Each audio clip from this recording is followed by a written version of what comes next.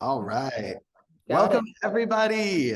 Thanks so much for joining us. Obviously, if you couldn't tell by the title slide here, this meeting is going to be all about how to be a great host and what to expect leading up to your trip and once you're on your trip to really make the most of it and be the best host you can be, have the most fun for yourself, make sure that it's enjoyable and exciting for you, but also for your travelers, how to position yourself as an expert and really go into this experience super confident. We know that you have trips coming up in the next month and it'll be your first one. So I'm sure there's some pre-trip jitters and I'd love to talk through that and see if we can offer any support in the meantime. So our hope is that this meeting will help you go into that trip feeling more prepared, more confident, and excited to travel the world with your community. And just a quick heads up, if you didn't get the notification a moment ago, this meeting is going to be recorded so that it can be shared with other hosts as a resource. Obviously, y'all were able to make it to the live event, so kudos to you.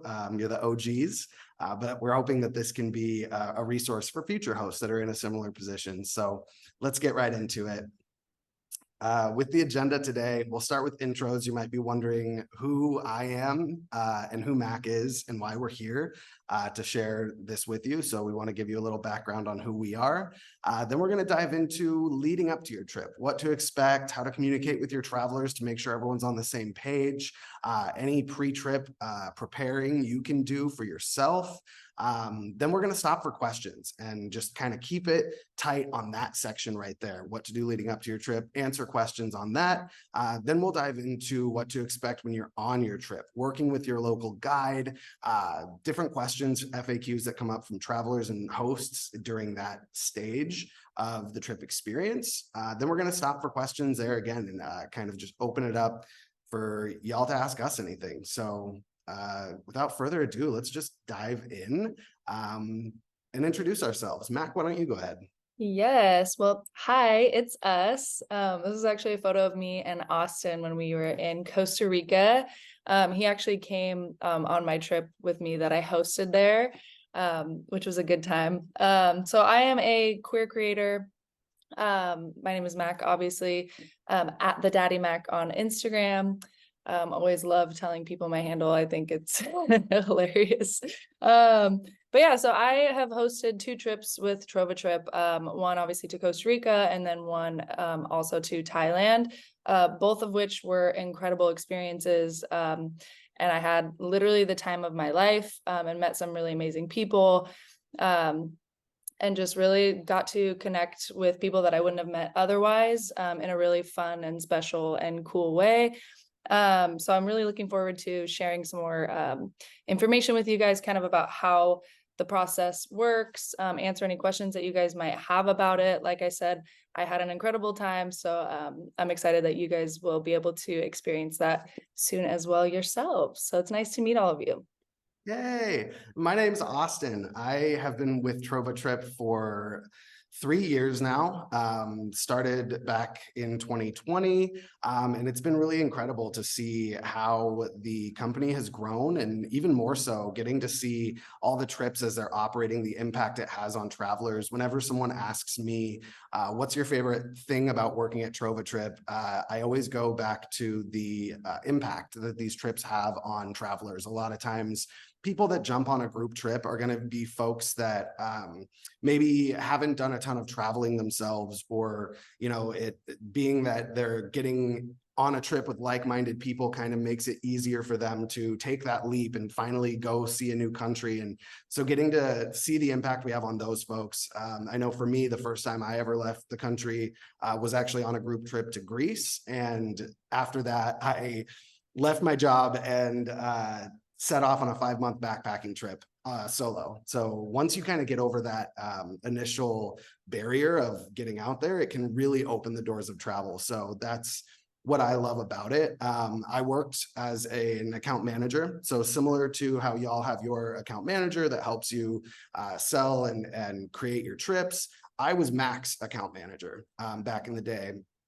And when we launched the Costa Rica trip, it was TrovaTrip's first ever trip specifically for queer folks. And so I had to go on that trip because it just means so much to me, getting people that aren't centered in the travel space the opportunity to go and see the world safely. So getting to go to Costa Rica with Mac, it was incredible.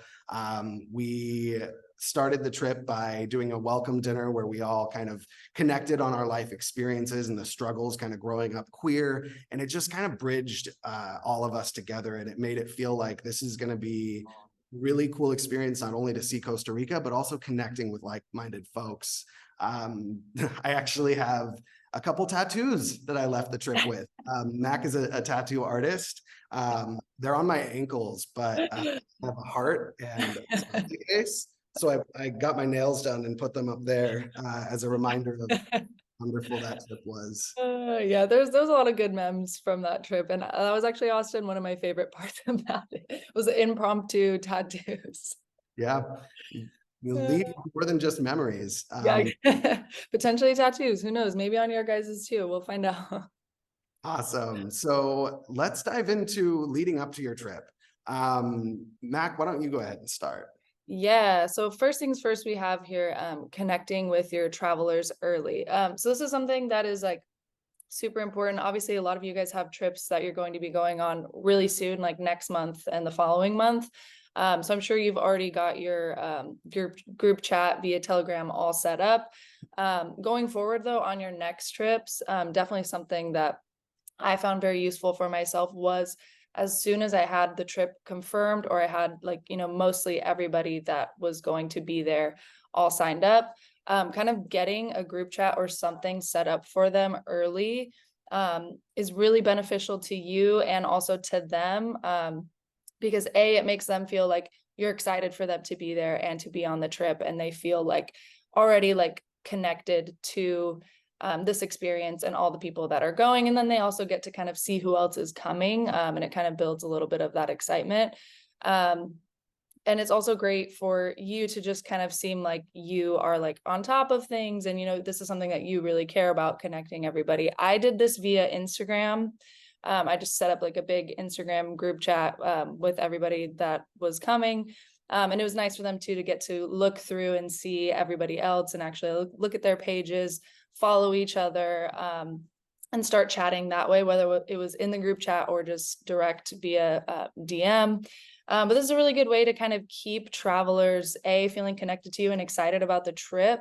But then also it helps reduce like anybody falling off. So like in my first trip, I didn't do this. I didn't like set up a group chat for everybody. And I noticed like the people that I hadn't really contacted yet or like thanked for signing up or really reached out to.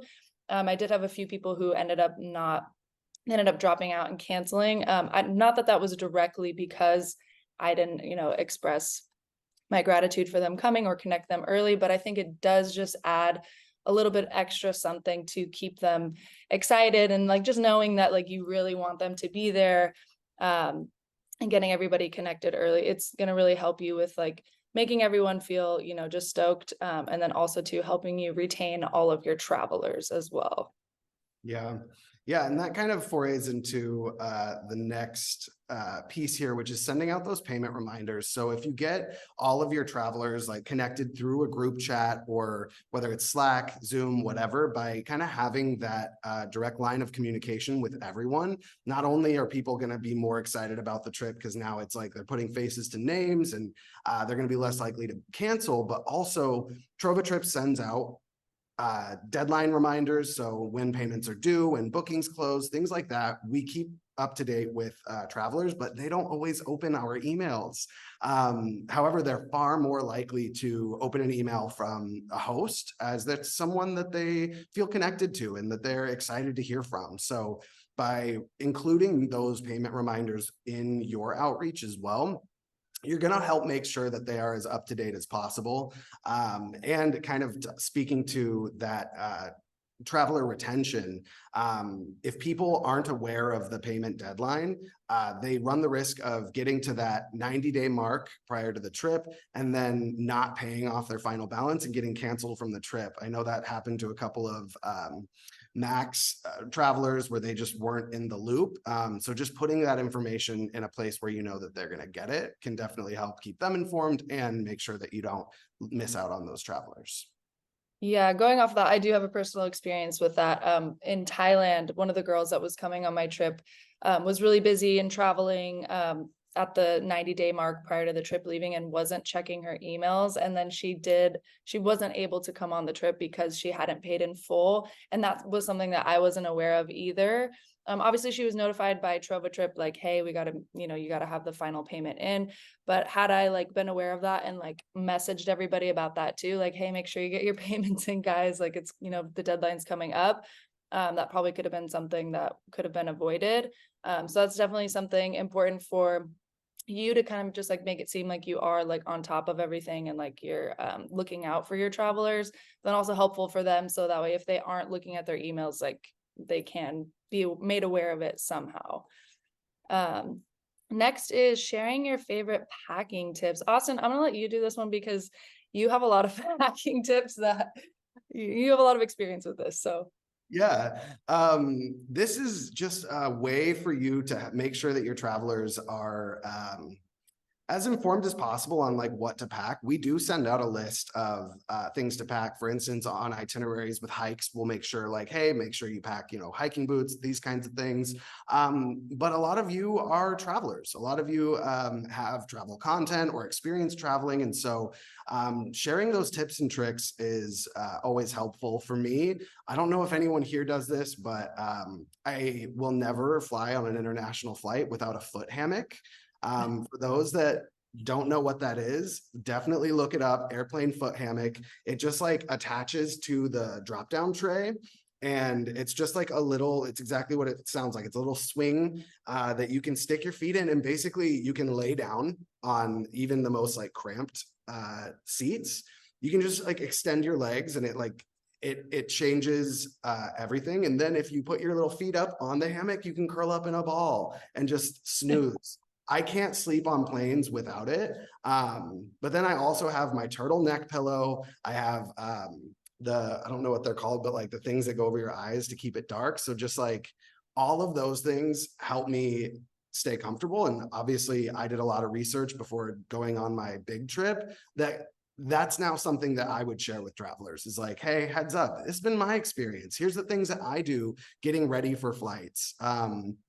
Always bring like little Clorox wipes that smell good, like lavender scented or something, to wipe down the seats that I'm in, snacks, anything that you can think of to make things more comfortable.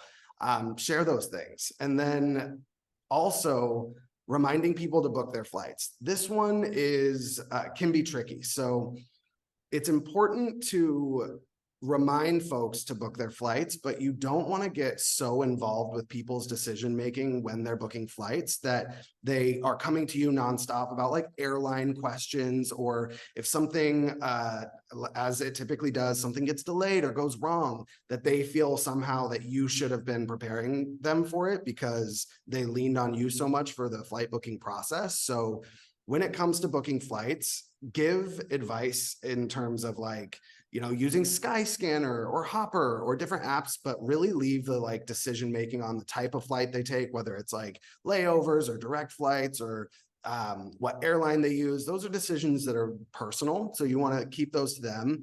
If you do have tips and tricks on anything flight related, please share it. But again, don't get so involved in the actual booking process that they feel they need to lean on you for questions, because that can just get a little tricky.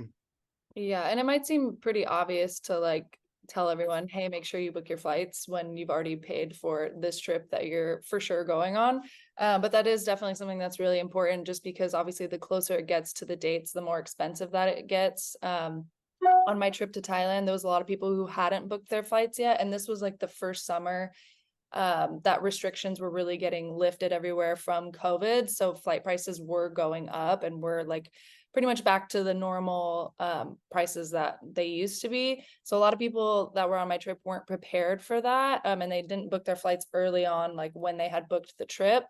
So there was a lot of people who weren't able to come that because of that either, because it was so much more expensive than they thought, and it was just like a whole situation for them. So yeah, obviously you guys have your trips coming up really soon. So hopefully everybody has already booked their trips for yours and that's all settled. But going forward in the future, just like trying to tell everybody, hey, and you can also even share yours, like, this is what I use, this is where I'm the dates that I'm going, blah, blah, blah, all that stuff. But just letting them know, like usually around 3 months prior is like a great time to book them. And just letting everybody, making sure everybody does that. And it's also important to remember some of these tips that we're giving you might seem like no-brainers, especially if you've traveled before. You're kind of like, well, of course I would book my flight early. Yeah. But the thing about this platform is kind of what I was saying earlier. It does attract more beginner travelers, or maybe people that have never left the country before. So kind of thinking about it through that lens and making sure that you are giving advice for even the most inexperienced travelers, just to make sure that everyone from every experience level is prepared and feels confident going into it. 100%. Next is get that money, honey. So making sure that you guys are also like prepared for like whether you're bringing a card with you that you're able to use in different countries. I have one, well, I used to have one. I actually need to find a different one now. But I had one that I would always use when I traveled that didn't have any international transaction fees. So I could use my card almost everywhere without having to pay extra. I have used my debit card in other countries, and I would get so many fees on it when I would be using it. So that's obviously not fun and also totally avoidable. So making sure that you're bringing cards with you that you know that you can use in other countries and won't have to pay a lot of money for to use there. Also getting cash out too beforehand. Austin, you had a really good tip on that. You said that you were just using ATMs in the other countries to pull out money.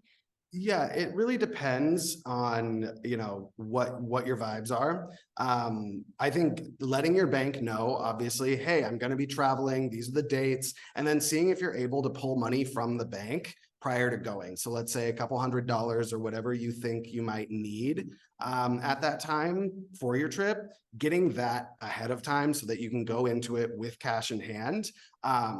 Or once you do get into an international destination, if you do end up pulling money out through an ATM, it's always going to ask you, like, do you want us to convert from US dollar to, local currency or your bank? Always decline having the ATM in the country you're in, always decline their conversion, because it'll go back to your bank and your bank will always convert it in a way that's more favorable to the US dollar. So that way you're not risking getting a higher conversion rate. So small tips like that about how to be prepared with money, giving that information to your audience as well is going to be really helpful in making sure that they're prepared. Agreed. Sweet. Last one we have here is getting familiar with your itinerary. I know this seems like kind of an obvious one, but I'll kind of dive into why it's important. First of all, you all have trip coordinators that you connect with prior to leaving for your trip. It's always best practice to get on a call with them when they offer it, so that you can go through the technical itinerary, which is going to have more information on it than what you see on your trip page. It'll let you know more about transfer times. It'll let you know more about the activities that you're getting into. So the more familiar that you can get with that itinerary prior to your trip, the more likely you're going to be able to have answers for folks once they have questions leading up to the trip or even on the trip. You are not expected to, coordinate everything. That's what you have your local guide for. But a lot of hosts want to be, that leader on the trip. Well, yes, you have the guide there for support, but you want to be able to answer questions for your travelers. So firstly, getting familiar with that itinerary can definitely help with that. I remember when we were in Costa Rica, whenever people had questions, Mac, you would always be like, let's check with Ivan, which did not create any sort of negative traveler experience. But I think that was like a learning lesson for you, is you're like, oh, I should definitely learn more about this itinerary. So like when we're on the bus heading to the next place, and people have questions, you can just step in and answer them. Yeah, exactly. So you're not expected to be the expert, especially if it's a destination you've never been to and you don't speak the local language, things like that. But just being aware of like what is on the itinerary, what's your day to day for this day, is really helpful because I'm sure most of you guys have experienced already. Your travelers will have lots of questions for you. And so just like being able to answer as many as you can for them is great. Obviously, if you don't know the answer, then directing them to either hi@trovatrip.com or to when you're on the trip, the tour guide is completely fine. But it also just makes you look like if you do, have at least an idea of like the things that you're doing, basically with all of these things that we just talked about. It just makes you look like you're on top of it and you just like really care about the trip and you know what's going on. And it kind of just makes everybody feel a little bit more connected to you. And just like you got it together. So yeah, you're not expected to know everything. You can obviously like direct them to the tour guide, which is what I did on the trip. And the tour guide knew obviously so much more than I did. And I had a lot of questions for him as well. So yeah, just kind of being a little bit aware is really useful because you will get a lot of questions, but then directing them to the tour guide while you're on the trip is the easiest way to go if you're not familiar with the answer. Yeah, and I noticed a question here in the chat, trip operator at the location. So yes, the local guide who is with you on the trip will be there, will be a member of the operators team. So they're going to be the best resource for you on the trip, and they're with you at every turn. So coordinating transfers, coordinating all the accommodations, they're the one, running around with a clipboard, making sure everything's running smoothly. But we will dive into kind of more about like the host and local guide relationship a little bit later. But for now, I think we want to open it up for any questions y'all have leading up to the trip, maybe anything that you experienced leading up to these trips. I know they're coming up quick, that you'd like to chat through. Hey guys, thanks for giving us all this guidance. Real quick, Austin, on just going back to the ATM conversion, I got a little confused about when you said which conversion to decline, the ATM's conversion or your bank's conversion? Yeah. So declining the ATM conversion. So and letting it go to your bank and have them decide what the conversion rate's going to be, because it'll always be more favorable. So I think anytime you're pulling out money and you see the word decline, you kind of go, oh, I don't want that. Obviously, I don't want to cancel the transaction. But when it says approve conversion or something like that, you want to decline the conversion. It'll still run, but then it'll just go to your bank to set the conversion. Perfect. Thank you. Yeah.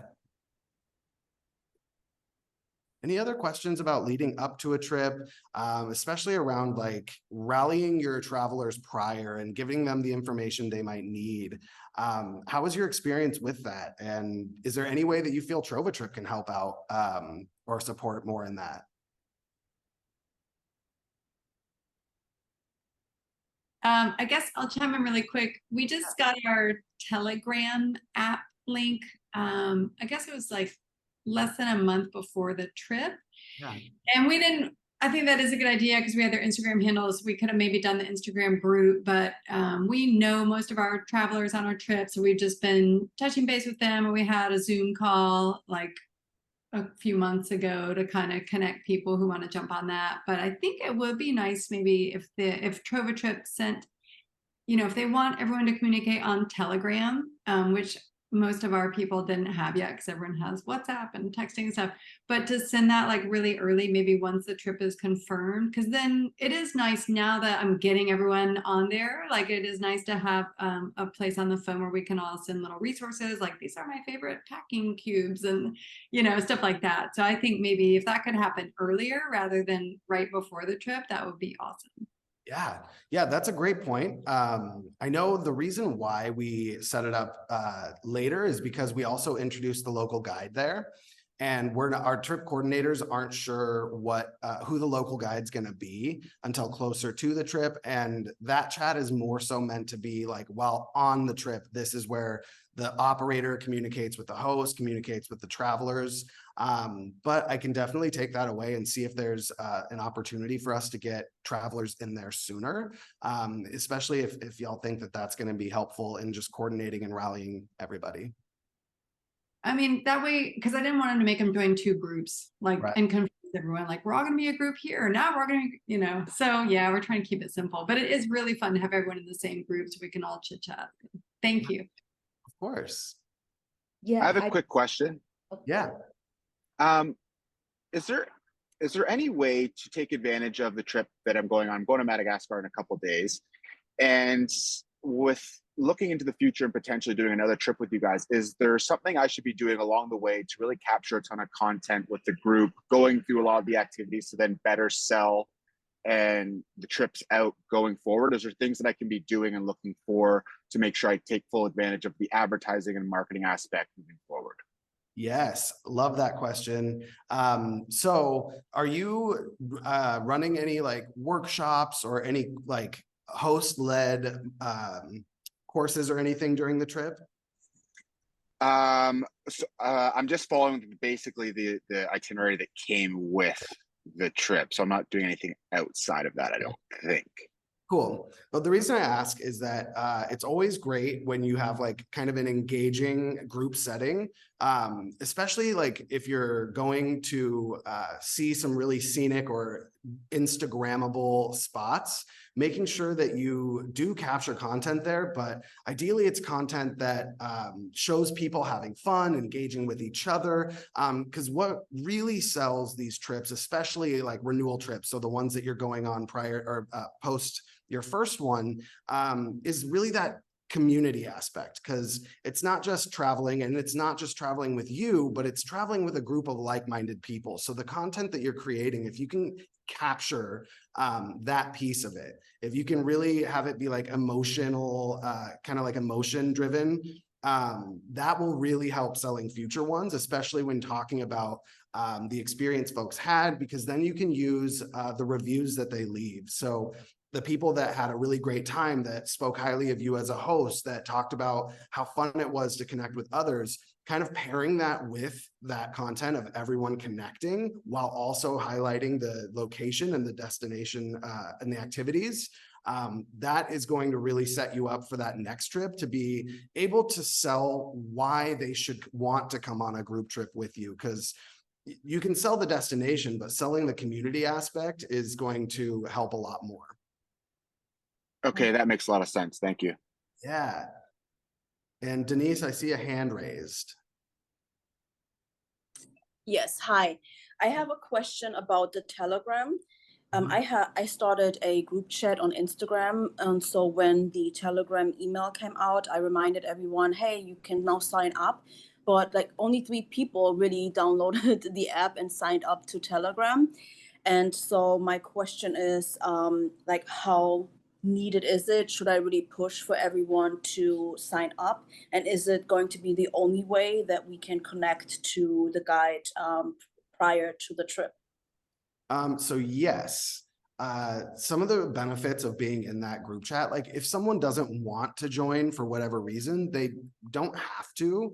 It's not like they aren't going to be able to come on the trip, but they will miss out on important communication. So some of the things that I found really helpful, the guide will day by day send like reminder messages each evening that reminds you, hey, remember tomorrow we're doing this activity, which means we got to get on the bus at this time, or we're checking out of the hotel at this time, so make sure you're packed. So it really helps to keep the group aware of how to use their time in preparing for each next day. However, you know, you'll be there all connecting together, so you can also verbally communicate that. But that's what I found most beneficial. And then you can also create little side chats. So I know when we were in Costa Rica, Mac, there'd be times where we'd be getting done with an activity, but maybe a few people really wanted to go out to a specific restaurant and the rest wanted to kind of stay back and chill at the hotel. And so we'd create like a little side group chat with the people that wanted to go to the restaurant, and we'd coordinate the plans for that evening and kind of use it as a way to coordinate those little side quests. So I would just kind of speak to the value of why they should want to get in there. And really also when they get to the destination and they're waiting for their transfer at the airport, if they don't have the Telegram chat, they won't be able to connect with the guide. Where do I meet you? Like, I know you said to meet you here, but I think I'm here. It just adds less confusion for getting to that transfer right when you get to the destination. So yeah, what I did was in my group chat that I had on Instagram with everybody, I just told them, hey, we're gonna switch our group chat over to Telegram. This is where you're gonna get updates from the guide and where it's just easier for all of us to coordinate while we're in the country. Also for me too, and it's probably similarly to you guys, I get so many Instagram notifications like every single day. So having a group chat on there, sometimes the group chat would get lost in my DMs and then I just like wouldn't be checking it as frequently. Whereas it being on Telegram, a completely separate app, it was easier for me to just like go click on Telegram and all that was there was just my trip conversations. So yeah, just letting everybody know that that's like a resource that you're going to use to communicate with like directly with the guide. So it's something they definitely should download and move to. But it is really useful also for that too, just like having all communications in one place, separate from where you're already getting a million other notifications too. That was really helpful for me. Sweet. Any other questions about leading up to the trip? Emily, I think you had like started saying something, but then didn't. It was kind of in regards to Telegram, so I think we covered it now. Awesome. Any other questions before we move on? Yeah, I've got another one. I'm naturally pretty introverted, and so this will be an interesting first go for me. And aside from the activities and things like that, obviously there's going to be some downtime. I guess from experience, has there been any negativity around not making yourself like always available during the downtime? Should you really fight through that and try to make yourself available even after hours and try to hang out with the group as much as possible? Like, what's the best way to kind of navigate that? Has there been any negativity with that and not being always available at nighttime, or like, should you really try to be an extrovert as much as possible and fight the natural tendencies to like try to recharge from time to time, depending on how demanding the group kind of is with your time? I love this question. You basically just asked everything that's on our next slide for what to expect on the trip. So I'll give you a quick answer and then we'll dive in a little bit more. So the short answer is, to be the best host that you can be. I'm a very introverted extrovert, and when my social battery is out, I am not of help to anyone around me. I'm grumpy. People ask me like, what's wrong? And I'm just like, nothing's wrong. I'm just like, I think Mac, we were hanging out the other day and me, you and Ashley, and she was like, were you upset today? And I was like, no, I just had like nothing in the tank for social interaction. So planning that downtime is definitely going to be helpful for you. So that way, when you are engaging with your travelers, it is a positive experience and they see that you are like fully committed and there. But you are not expected to, be with them all the time. So kind of speaking to that side quest thing where like people would be like, hey, let's go do this thing. Your travelers will connect with each other and they will start forming like friend groups and going out and doing stuff. And while you are there to, lead, no one's going to expect you to join every single activity. That's my quick short answer, but I'll dive in a little bit more here in the next slide. Cool. Yeah, so people obviously will be looking to you as the leader of the group. And also just to like kind of bring vibes and connect with each other. That's because they signed up for your trip. So being engaged and involved is necessary, but you don't have to be on all the time. And so we'll kind of dive into that. Mac, do you want to start with the first bullet point? Yes, interacting with your travelers. So when we first got to Costa Rica, the trip that obviously Austin came along with, how we kind of started the trip was, I don't know if any of you guys are doing this, but I arrived a day early. which was amazing for me. 10 out of 10 recommend. Got to kind of stay the night there, get my bearings, and like feel like rested going into the next day when everybody was arriving. On that day that everybody was arriving, me and my partner at the time were sitting at the pool having drinks, and we were like, hey, as people are coming in, like, we're going to be at the pool having drinks. If anybody wants to come join, say hi. If you're also exhausted, feel free to like go hang out in your room, change, shower, do whatever you need to do. You can also just hang out there until dinner, whatever you guys want to do. But if you're feeling like energized and want to come like hang out, we'll be by the pool. So we kind of made it like an optional thing, like based on how they were feeling, if they wanted to come join or not. Everybody ended up coming and joining, and we all were just like having drinks, getting to know each other by the pool before dinner. Then when it was time for dinner, we all kind of obviously had like been chatting a little bit, just getting to know each other. But then we kind of started the dinner with our coming out stories. We just asked everybody, we were like, all right, let's go around the table and just like hear everybody's like journey. Obviously it was a queer themed trip, so we wanted to kind of like get to know a little bit more about each other in that regard. And that was honestly amazing for us to be able to kind of like break some barriers and like get people feeling like a little bit more open with everybody. And honestly, after we went around the table, like it just sparked so many other conversations, and we were all just like talking throughout the rest of the night and having a great time. So it was a really good like intro into all of us getting to know each other. And the next day we dived into all of our activities. So we kind of like really quickly all were like bonded and like already felt like we knew each other.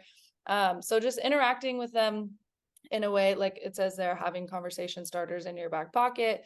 Just kind of thinking of ways that like, depending on your community and like who you are bringing on the trip with you, what kinds of things would be, you know, good for you guys to chat about when you're first getting to know each other, and kind of setting things up in a way in the beginning where it's very like open-ended, like people can come, they can rest, whatever. Also, Blake, similar to your question, what you were asking, just kind of like giving them the opportunity to like come and go as they please and interact as they please. I feel like it's almost like a mutual thing where then they too, in return to you, will allow you to kind of like come and go as you please. So that leading into the next question, plan for solo time to recharge. Austin, do you want to chat about that? Yeah, definitely. Kind of piggybacking off of what you just said, Mac, those conversation starters are great, not only to get the group like chatting and kind of icebreakers, but also to kind of encourage and push for conversation within the group. So that way people can start connecting with each other, making you less of the one common thread that like without you, the group falls apart kind of a thing.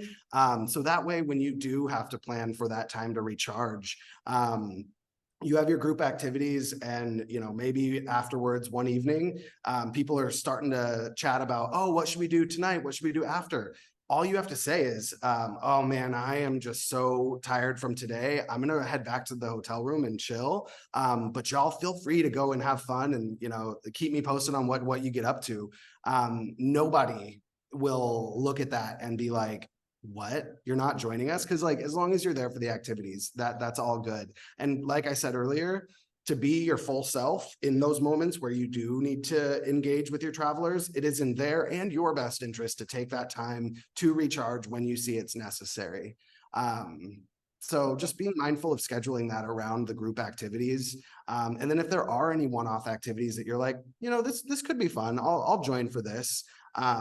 Feel free to do that, but it's definitely not 100% necessary for you to be there, involved, and on at all times. Yeah, I would say the main thing is just like communication and boundaries. So just like letting people know like, hey, I'm so tired and I really just need to like reset so I can be ready for tomorrow.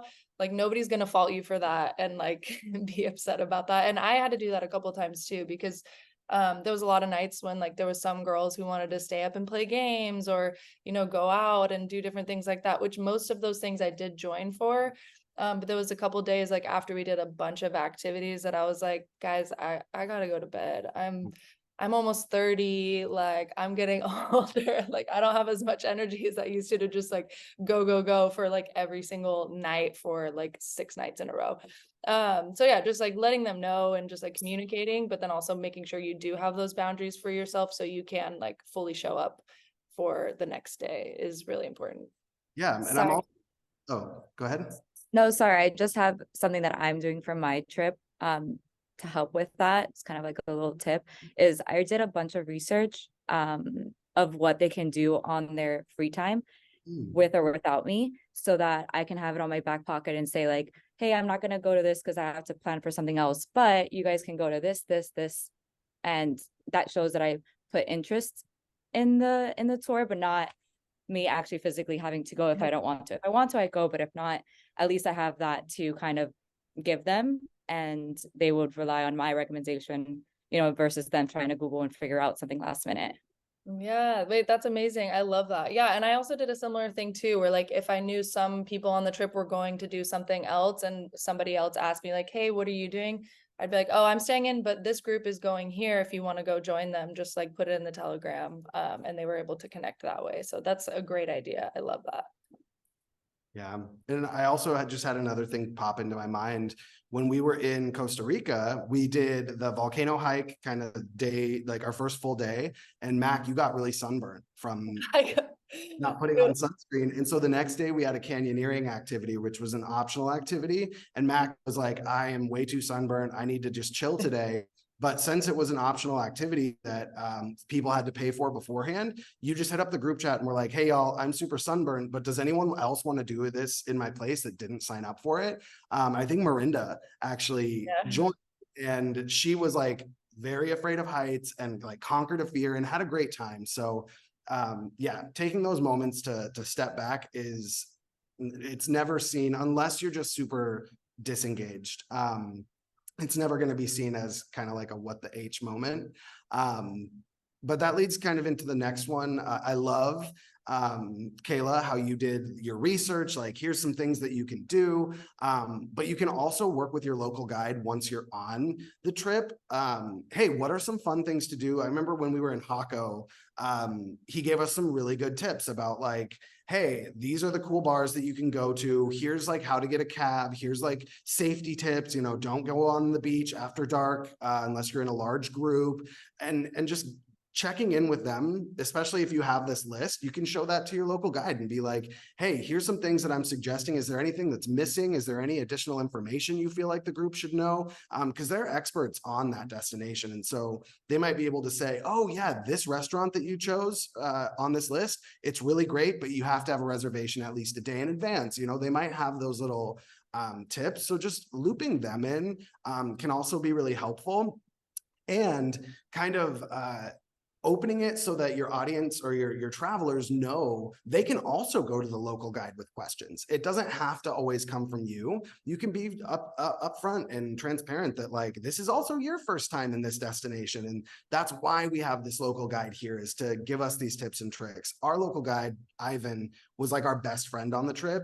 And a lot of the reviews that we're seeing come back are like, this trip is incredible, but wouldn't have been as great if this wasn't our guide. Because they really are just kind of like the fairy godparent of the trip. So working with them, looping them in each evening, I suggest chatting with them about what's coming up the next day, similar to that, like conversing with your trip coordinator before the trip, so you can be as knowledgeable as possible. Chatting with the local guide, like what's on the docket for tomorrow? What are some questions people might have? And just making sure that you have a constant communication with them. Denise, you have a question? Yes, because of for the guide, I got a question from one of my travelers. This is going to be my first trip with TrovaTrip, and I'm also going to Costa Rica. And she asked about how much we should tip the local guide. And I'm from Germany, so tipping culture is like almost non-existent. Yeah. But I live in the United States now, so I'm like, I have no idea actually. You know, I hardly tip, unfortunately, I know, but it's just a cultural thing.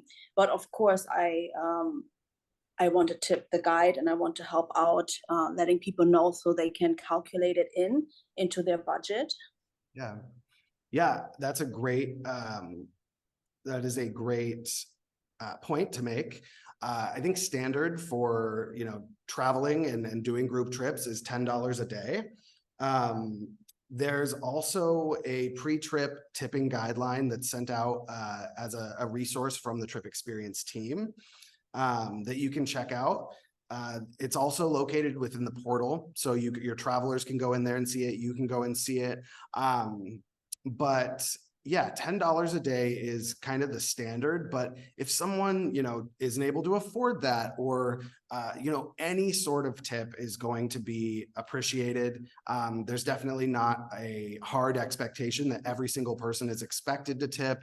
A lot of times people are, putting these trips on a payment plan because travel can be inaccessible in terms of the financial burden that it can cause. So we don't want to make it harder for travelers, but definitely letting them know, like, tipping is, if you're able to, and if you really think that the guide did a great job and you want to show them your thanks, $10 a day would be the kind of the standard, but whatever you're able to and whatever you think is fair is going to be great. Denise, I love that you bring that up though, because that was something on my trip to Costa Rica that I didn't even think about.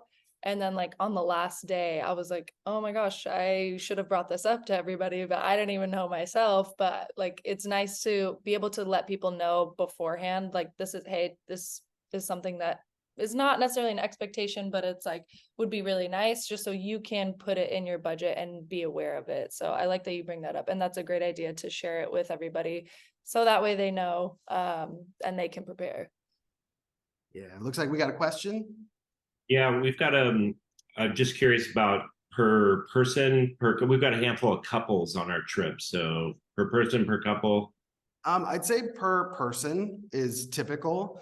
But again, if it's a couple and they can only budget for X amount, like, it's not going to, your guide isn't going to look at a tip and be like, that's all. They're going to be very grateful for the gesture. So I think if they want like what's the standard, $10 a day, but also make sure they know whatever they're able to and whatever they see fit will be gratefully appreciated. I have a question. So I've been on a lot of group trips that I haven't hosted, but I've just joined a lot of different trips. And what I've seen people do to collect tip at the end of the trip is someone kind of just takes the lead and says, hey guys, I'll be the collector of everything. Give it to me the last day so that we can put it in a nice little thank you note and give it to the group, the local guide. Is that something that you recommend for a Trova trip? Maybe, since we're the leaders or the hosts, be the one to collect it and say whatever you can give. We're just going to put it together and give it to the person at the end. Is that something you recommend? I love that idea. Ivan, our local guide, still follows me on Instagram and still reaches out to me and is talks about how wonderful, our group was. And, the guides, in the same way that travelers have such a wonderful experience and have that connection, the guides feel that too. And so if you have your group each write an individual note along with it, so it's not just one card that's a thank you note signed by everyone, but getting individual notes from everyone. I know in the group trips that I've done, that is a very touching gesture, and the local guides will be, really emotionally touched by that. So I love that idea of kind of being the leader of getting the tips all together, and then putting them all in a package with these notes that also kind of takes away any anxiety a person might have, I can't afford to tip as much. Bunching it all together as one big package with those notes, I think, is the perfect way to go. No, I like that idea. Also, I think for us, there was some people, I think I tried to pay to tip them, but they don't have Venmo or any of the things that we have. So we had to do it via PayPal, and it was a little complicated. So I think doing it that way, if people have cash or if they can just go get cash, pulling it up that way, it saves everybody a lot of time. So they also don't have to go through that whole process individually. I love that idea. And I think that's probably would be the best way to go about it, honestly. Cool. Sweet. So moving right along, on the trip, there's going to be things that you have questions about. And it's like, who do I reach out to? Do I reach out to TrovaTrip? Do I reach out to the operator?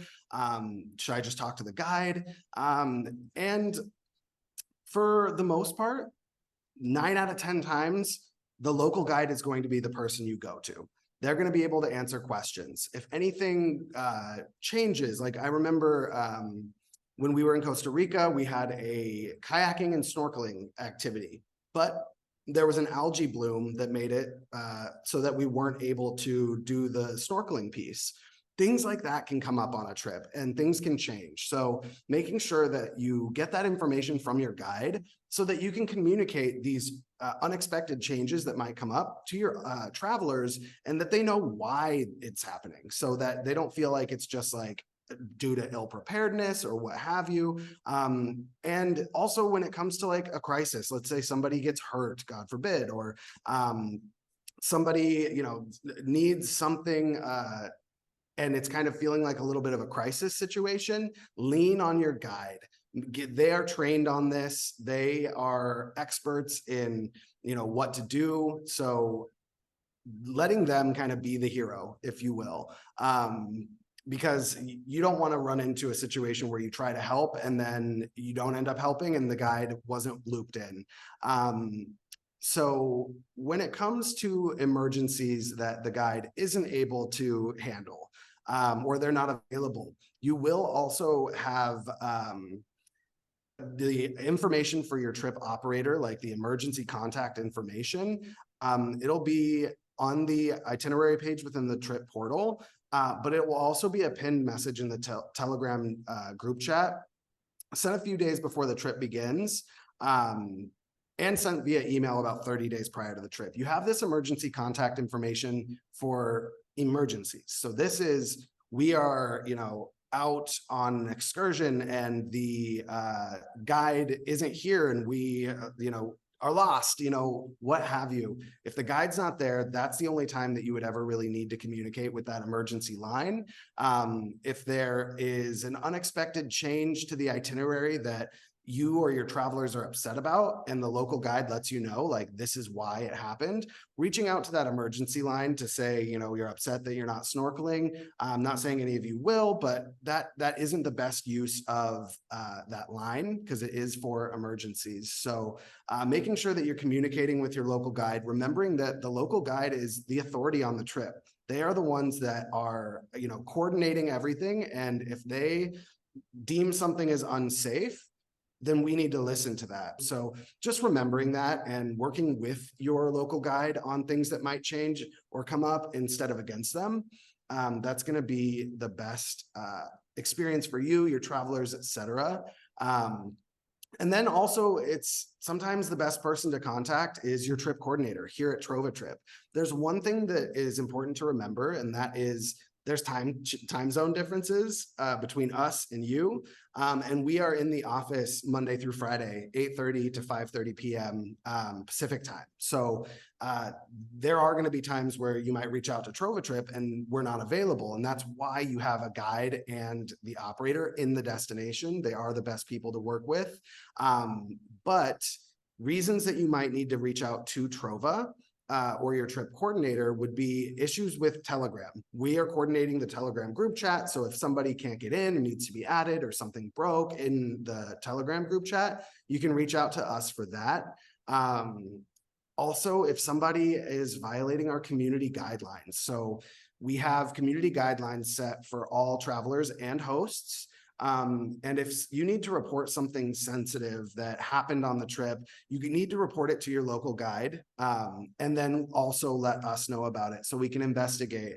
In certain situations, we might need to remove a traveler from a trip if they are breaking these community guidelines and affecting the experience of other travelers or the host. So the guide is going to be the person to deal with that. We are not asking hosts to be in direct conflict or confrontation with their travelers. The best route is to let us know about it, let the guide know about it, and then let the guide deal with it. Also, if the guide you feel like has done something that violates our community guidelines, we have never seen this before, but travel is unpredictable. And so we want to make sure that if that happens, you can reach out to us and that you can report that. We do have crisis management workflows in place that if you do reach out for something serious like that, we have a workflow to make sure that we're available for you no matter what time it is. That's also if,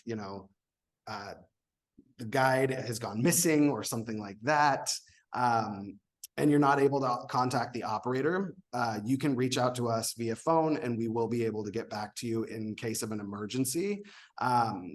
And then we can be reached directly through Telegram, reaching out to your trip coordinator there, or through experience@trovatrip.com. So the flow should go, any issues, your local guide's the first person to go to. If they cannot remedy or they're not available, and it's an emergency, then you can reach out to the operator. If they are not available or that's not something they can help with, then reach out to us, and we will get back to you as soon as possible in those emergency situations. Any questions about like kind of that hierarchy of who to reach out to and when? Cool. Again, 9 times out of 10, it's something the guide is going to be there for. Sweet. Mac, do you want to take the next one? Yes. So coordinating tip pooling, we obviously already went over that. This slide though, or this bullet point, have fun, don't put too much pressure on yourself, and enjoy getting to travel and make connections with your community. Yes, yes, yes. I love this. That is so true. I think it's like the trips that I did, it was always like a little nerve-wracking prior to like everybody getting there and you're meeting everybody and you're like, oh, I wonder what, people are going to be like in real life. I wonder how this is going to go. I wonder, there's like a lot of questions I feel like leading up to actually starting the trip.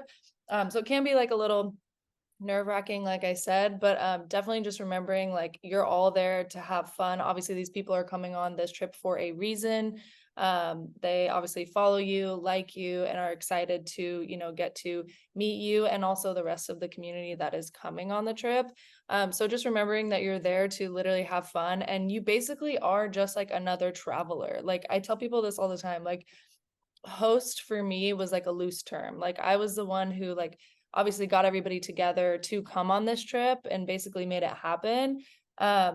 But once I was there, especially like given like that you have a tour guide with you the entire time who's basically leading it, I literally just felt like I was another person who was just there to have a good time, and just traveling with everybody else. So just remembering, just to really have fun, and to just not put too much pressure on yourself to like make sure that everything's going perfect or everything is going smoothly. Like that really is what the guide is there for. So definitely leaning on them, and then just doing your best to like, just have a smile on your face and be ready to have a good time. Literally, that's like all that I did. And it ended up being like 2 of the best trips that I've ever taken in my life. So. Yeah. Then lastly, encourage reviews. This is great for kind of what we were talking about earlier in terms of like content to be gathering while you're on the trip. Encourage those reviews, especially from folks that had a great time, because then you can use those reviews for future marketing of future trips. Also, there's $100 credit for travelers. So they will get, once they submit their review, they have a voucher for $100 off their next trip, which can encourage you to do reunion trips. So I think of our super host, Ali Cookie. She's done probably over a dozen trips so far.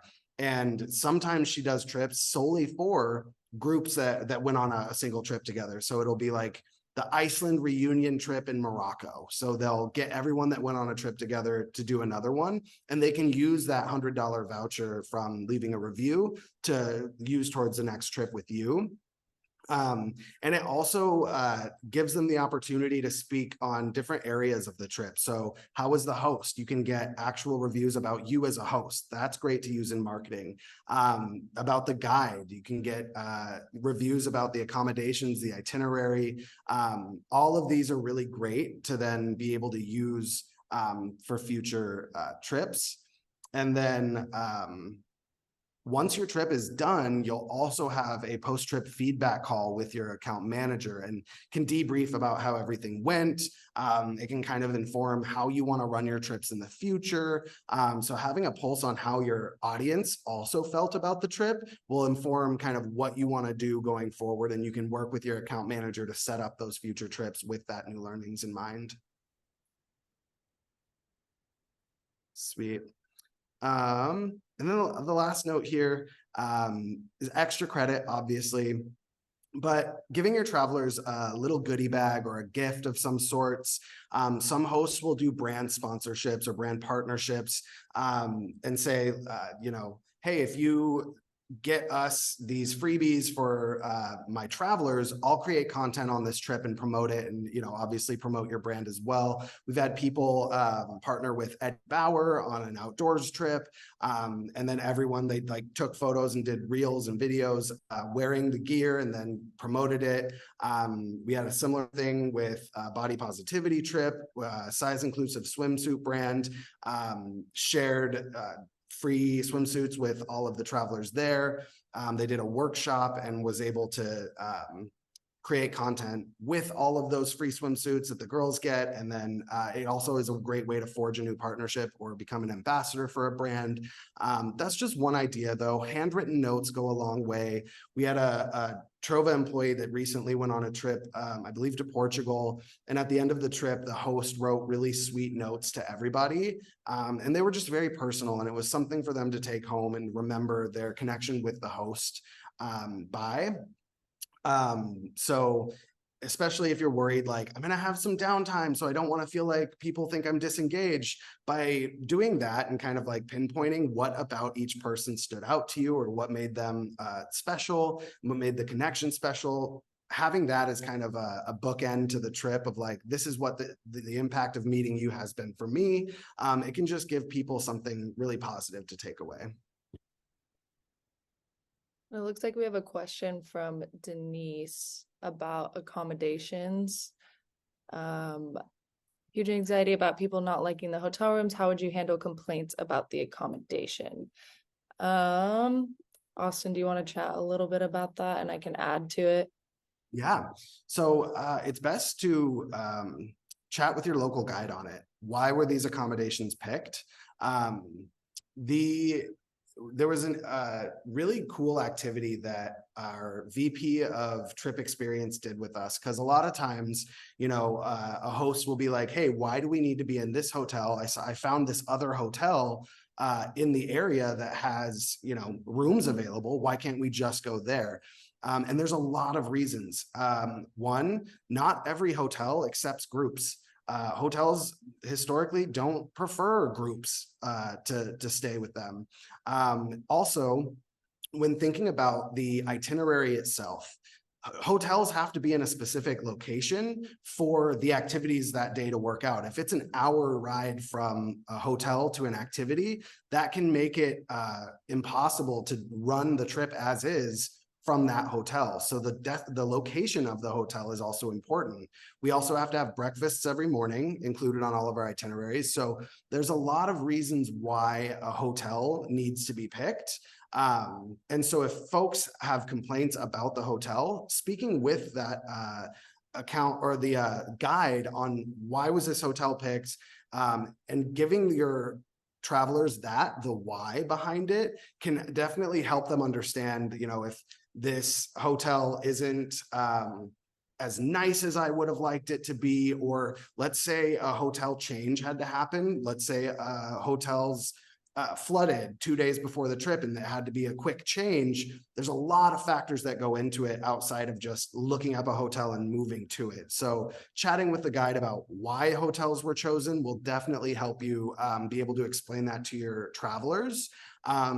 And then one thing I've seen as well is if people have complaints, don't try your best not to feed into those complaints of negativity, and try your best to understand why it was chosen the way it was. Explain that to your travelers, and then take that feedback and make sure they know you're moving forward with it. I think a lot of times hosts can kind of get on that negativity train, and it leads to then people feeling like they didn't have the best experience. So doing your best to understand the why behind it, explain it to your travelers, and keep the positivity up as much as you can, and work with your guide on it. I think that's going to help so much. Denise, you see your hands up. Do you have more on that? Yes, so because for my specific, thank you for the response. For my specific case, I promoted the hotels that were in my itinerary, and then they changed. So I actually took like pictures from the internet, and made like a cute like video about, oh, this is the hotels that we're going to stay in. And I really liked them, to be honest. And then they changed, and the hotels now look a little less nicer.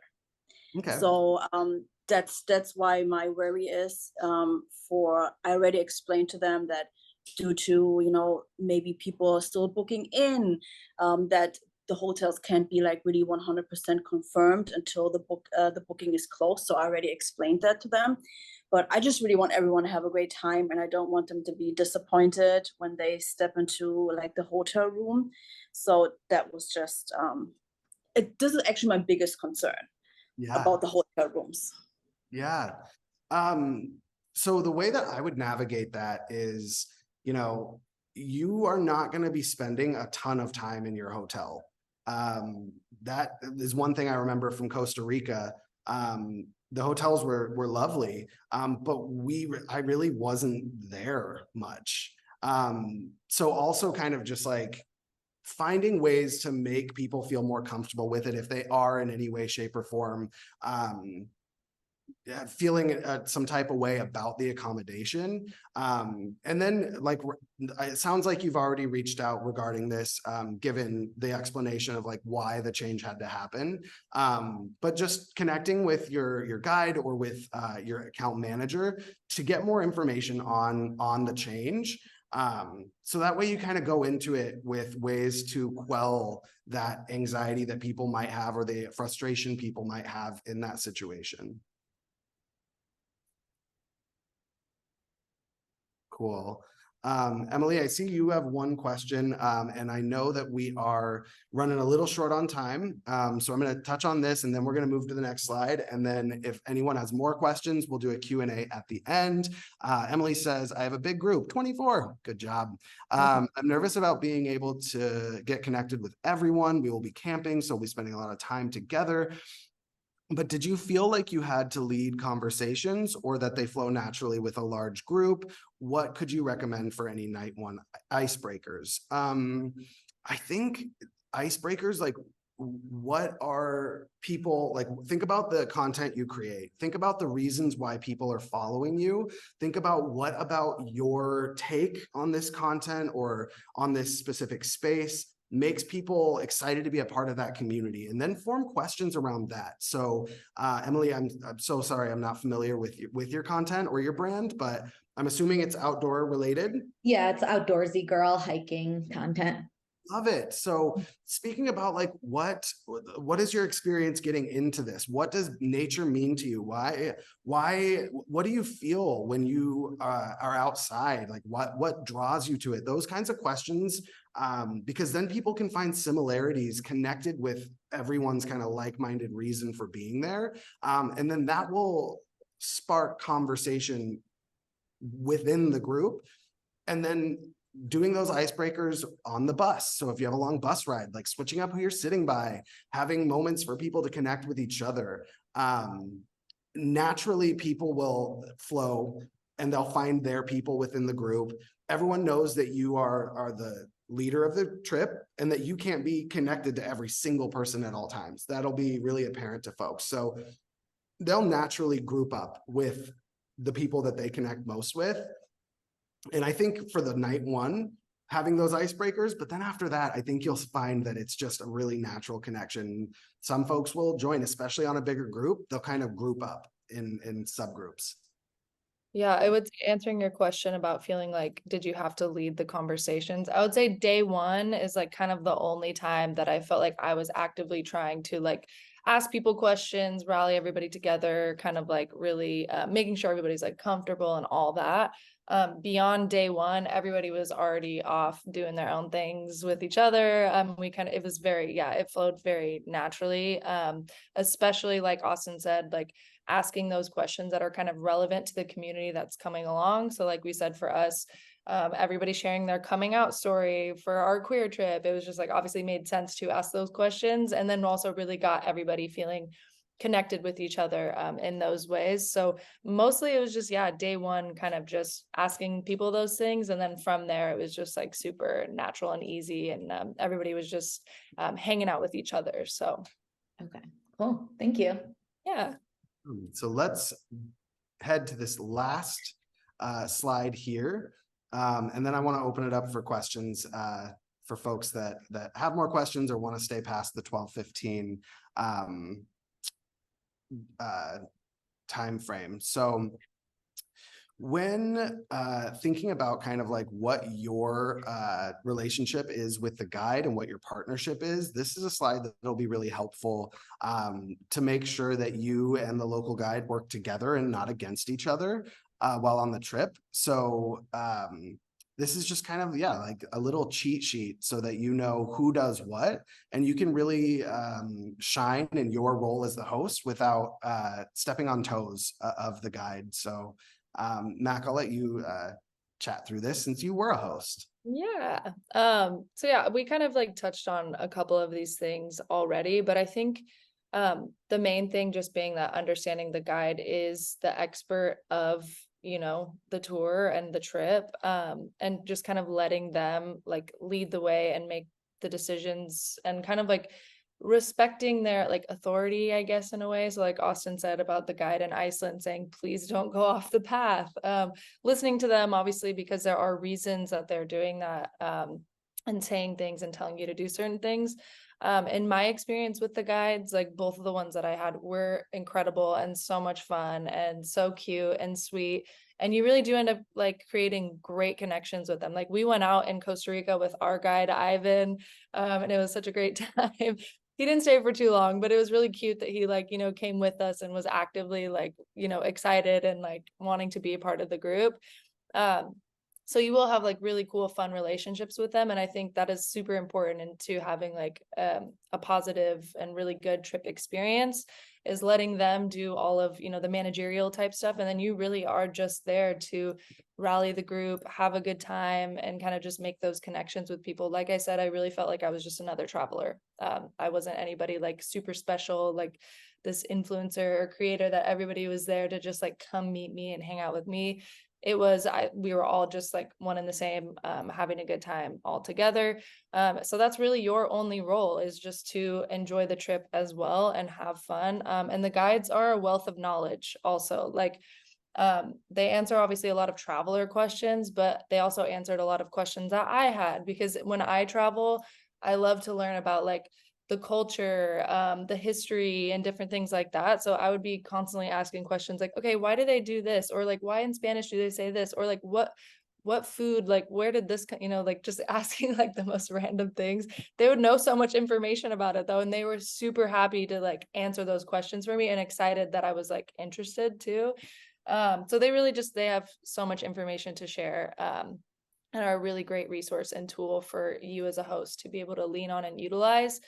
So just kind of recognizing that balance, like you're really just there to have a good time and kind of just like rally everyone together. And then they really are the ones who are like basically your chaperone, taking you around, showing you everything, and just there to support you having a good time. So just kind of knowing the roles, and also, you know, speaking with them too prior to the trip going. So like day one, when you get there, introducing yourself and like kind of chatting with them about just the rundown of the itinerary and things like that, kind of setting you guys up for success together, is another good idea that you could do. But yeah, just kind of being aware of those roles and like what's expected of the both of you is going to really help the trip go super smoothly and everybody have a great time. Yeah. And there's more information on this. If you check out this link below for the blog, Trova Roles 101. So it kind of dives into it a little bit more. We are at time, so I do want to be respectful of everyone's time. However, if you do have more questions, feel free to stay and ask away. Thank you so much for this. This was very helpful. You're welcome. Thank you for coming. All right. Well, thank you all so much for taking the time to hang out with us, chat about your trips. Hopefully you found some helpful information here. As always, any other questions, you can reach out to your account manager, who will be more than happy to answer those and get you set up for your next trips.